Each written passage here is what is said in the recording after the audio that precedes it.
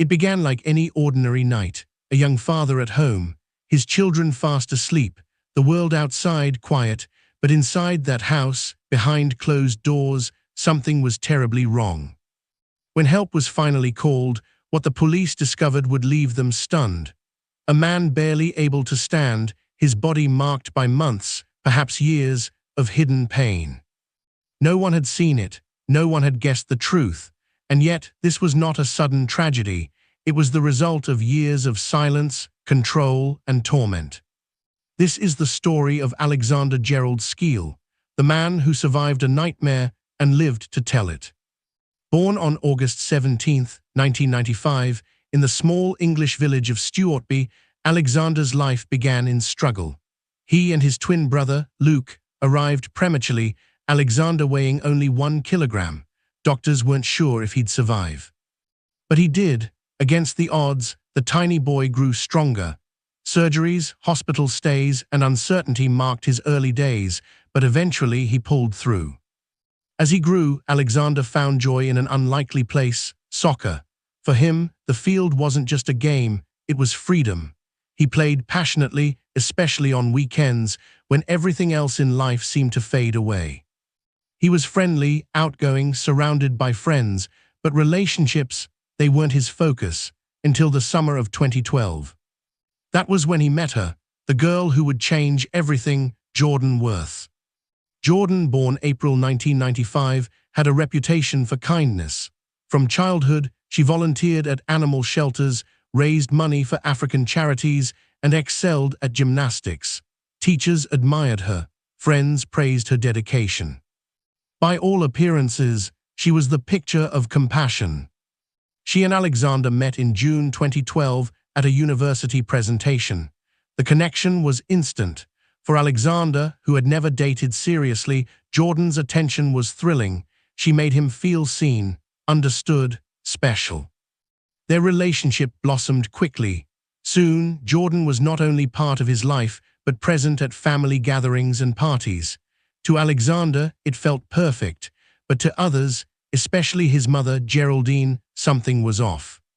Geraldine thought Jordan was difficult, critical, and dismissive of the family. Tension grew. By spring of 2013, cracks began to show. At Jordan's 18th birthday trip to London, she suddenly vanished from their hotel room, only to reappear hours later, laughing at the reception desk. Alexander was confused, his parents alarmed, but he dismissed their concerns. He was in love, and he was determined to stand by her. That devotion blinded him to what was coming. At his and Luke's 18th birthday party, with nearly 100 guests present, Jordan shocked everyone. She lashed out at a 15-year-old guest in front of the entire crowd. The scene embarrassed Alexander's family. His mother asked Jordan to leave, but Alexander, emotional, overwhelmed, begged her to stay. Friends tried to intervene to tell him this wasn't right, but he couldn't see it. Soon after, the relationship turned volatile. During one argument, Jordan snapped his SIM card in half, cutting him off from communication. That was the breaking point. Alexander ended the relationship, convinced he was finally free. But it wasn't over. Months later, Jordan returned with news. She was pregnant.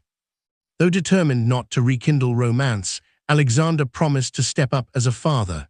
A year later, in May 2014, Jordan introduced baby Thomas to the family. Alexander's first meeting with his son, supported by his grandfather Gerald, was life-changing. Slowly, what began as co-parenting turned back into a relationship. By 2015, they were officially together again. But control soon followed. Jordan dictated how Alexander dressed, who he spoke to, even his hairstyle. She impersonated him in texts to family and friends, driving them away. Eventually, she changed his number. What had once been love now became isolation. At first, the abuse was emotional. She accused him constantly of cheating. She lied, telling him his grandfather, his lifelong role model, had died, only to reveal later it was a manipulation. By July 2016, the couple moved into their own home. For a brief moment, Alexander hoped for peace. They even prepared for another baby, but Jordan's control only deepened. She forced him to quit his job as a youth football coach. She made him attend her university classes so he wouldn't see his family. She controlled his online presence, creating fake social media accounts in his name. And then the violence began. Jordan struck him with glass bottles, wooden sticks, even hairbrushes. At one point, she forced him to swallow a pack of sleeping pills. Another time, she shattered one of his teeth with a blow. She cut him with knives, withheld food. At night, she beat him while he slept. By early 2017, Alexander was emaciated, scarred, and emotionally broken. Yet he stayed for his children. He feared what might happen to them if he left. On May 2, 2017, Jordan gave birth to their daughter, Iris. Alexander prayed motherhood might change her. Instead, the violence escalated. She scalded him with boiling water, attacked him with knives. His injuries were so severe he could barely walk. On June 10, 2017, during a welfare check, police noticed his condition. For the first time, he spoke the truth. He revealed everything. Alexander was taken to safety. Doctors were horrified. He was malnourished, suffering fluid on the brain from repeated blows. They estimated he had less than 10 days to live if the abuse had continued. Jordan was arrested. In April 2018, Jordan Worth became the first woman in the UK convicted of coercive control, a law passed only 3 years earlier. She pleaded guilty to 17 charges, including grievous bodily harm. Her sentence, 7.5 years, many argued it was too short. In 2023, she was released early, sparking outrage. But Alexander did not let her freedom control his. He focused instead on rebuilding his life for himself and for his children. Today, Alexander is an advocate for male victims of domestic abuse. He coaches football again, his team's jerseys emblazoned with the contact details of Mankind, a UK charity supporting men in abusive relationships. Even the tattoo Jordan once forced him to wear has been transformed, covered by a roaring tiger, a symbol of his survival. Through interviews, documentaries, and public speaking, Alexander now spreads awareness.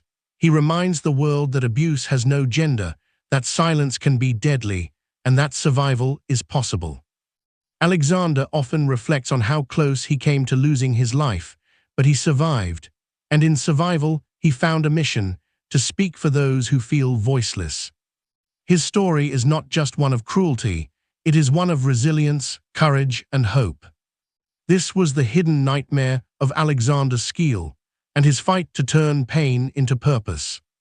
Thank you for watching Criminal Footnotes. If you're captivated by cases like this, don't forget to subscribe.